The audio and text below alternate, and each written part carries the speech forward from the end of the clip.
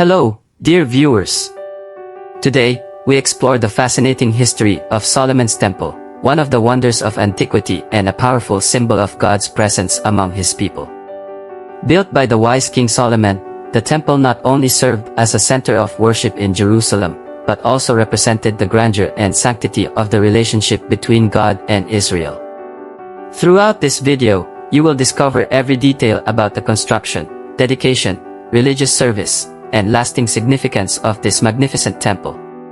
Follow each chapter of this spiritual and historical journey, as each moment is filled with valuable lessons and divine inspirations. Leave your like, subscribe to the channel and turn on notifications so you don't miss any uplifting content. Share this video with your friends and family so everyone can understand the importance of Solomon's Temple. As we learn about this great symbol of faith, we are reminded of the need to maintain a deep and reverent relationship with God.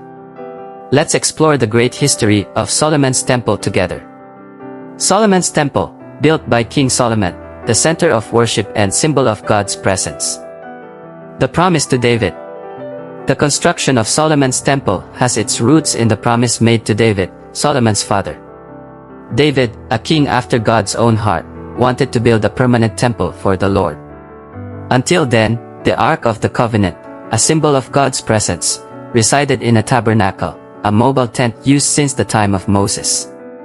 God, however, told David that his son, Solomon, would be responsible for this great task. David accepted God's will and began to gather precious materials to build the temple. He gathered gold, silver, bronze, wood, and precious stones, preparing the way for his son. David also gave Solomon detailed instructions he received from God regarding the design and construction of the temple. The Ascension of Solomon. With David's death, Solomon ascended the throne of Israel. His wisdom was known throughout the land, and he was loved by his people. Solomon decided to follow his father's desire and fulfill the promise made by God. He summoned the best artisans and workers from the kingdom and foreign lands to begin construction. Solomon made a pact with Hiram, king of Tyre, to obtain cedars from Lebanon, famous for their quality and beauty. In return, Solomon provided Hiram with wheat, wine, and oil.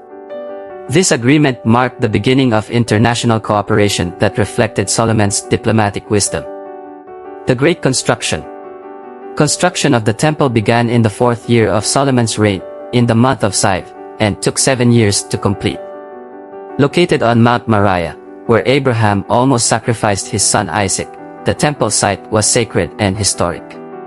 Solomon used huge blocks of stone carefully cut and fitted so that no sound of hammers or tools could be heard during construction, as per divine instructions. The temple was built with 3 main compartments: the portico, the holy place, and the most holy place.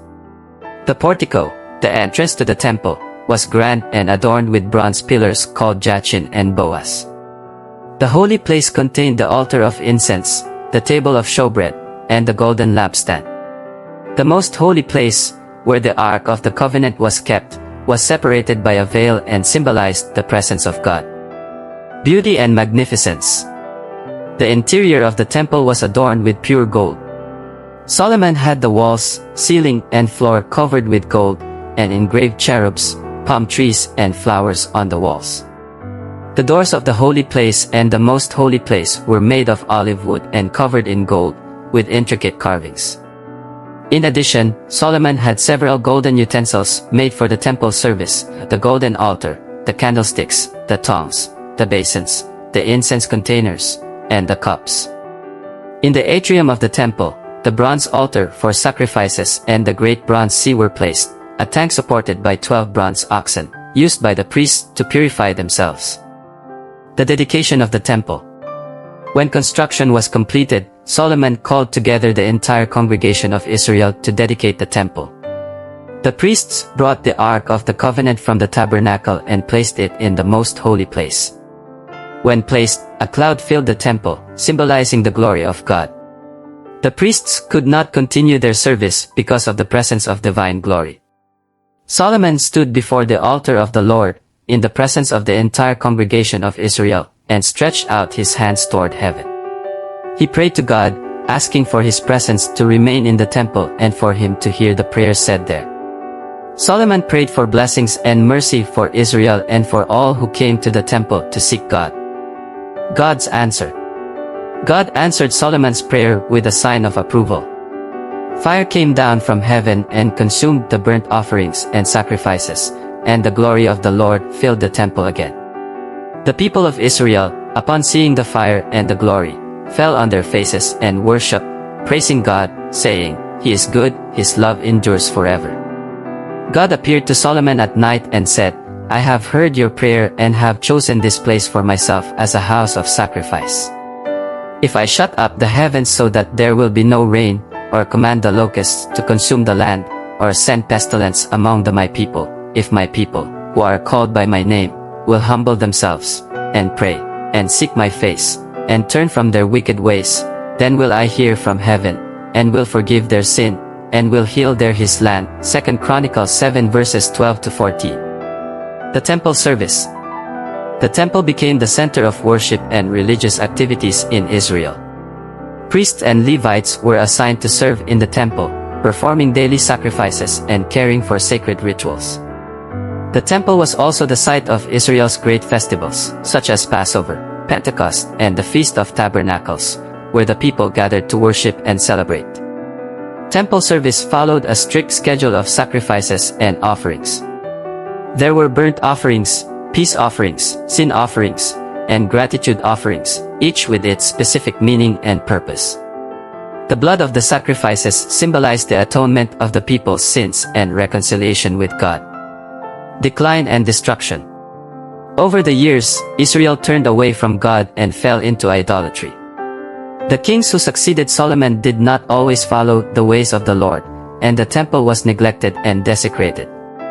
Prophets like Jeremiah warned of impending judgment if the people did not repent and return to God.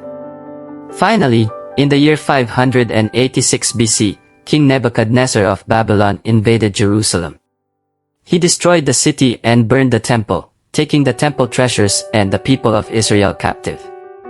The destruction of the temple was a devastating blow to the nation, symbolizing the breaking of the covenant with God due to the people's disobedience. The Reconstruction. After 70 years of captivity, God allowed a remnant of Israel to return to Jerusalem to rebuild the temple. Under the leadership of Zerubbabel and the high priest Joshua, the foundation of the new temple was laid. Prophets such as Haggai and Zechariah encouraged the people to complete the work, assuring them that the glory of the second temple would be greater than that of the first. Despite difficulties and opposition, the temple was finally completed. The dedication of the new temple was a moment of great joy and spiritual renewal for the people of Israel. The rebuilding of the temple symbolized the restoration of God's covenant with His people and the hope of a better future. The lasting meaning. Solomon's temple, although destroyed, left a lasting legacy. It symbolized the presence of God among His people and the importance of worship and obedience to God. The lessons learned from the construction, destruction, and reconstruction of the temple continue to inspire and instruct generations about the need to maintain a faithful and reverent relationship with the Creator. In the New Testament, Jesus spoke about the temple of His body, prefiguring His death and resurrection as the final fulfillment of the purpose of the temple. Paul, the apostle, taught that believers are the temple of the Holy Spirit, called to live in holiness and communion with God. Solomon's temple, therefore, remains a powerful symbol of God's presence and commitment to living a life dedicated to Him.